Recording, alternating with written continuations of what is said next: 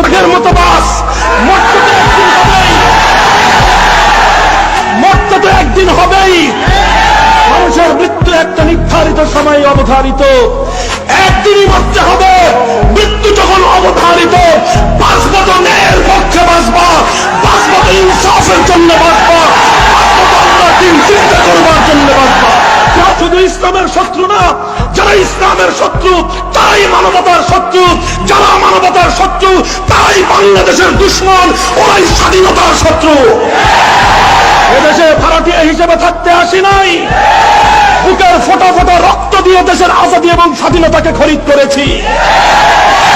যারা এদেশে ইসলামের সৈনিক তারাই স্বাধীনতার সৈনিক, যারা আল কোরআনের সৈনিক তারাই স্বাধীনতার অদম্য প্রহরী, যারা কোরআনের দুশ্মন ওরাই স্বাধীনতার দুশ্মন, যারা ইসলামের দুশ্মন ওরাই দেশের দ্রোহী।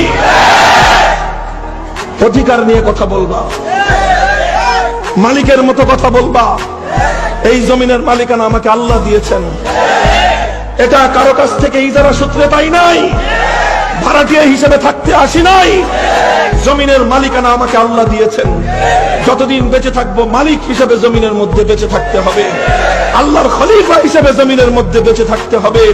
দুনিয়ার কোন মানুষের অনুগ্রহে আর কৃপার শিকার হয়ে দুনিয়াতে থাকবো না।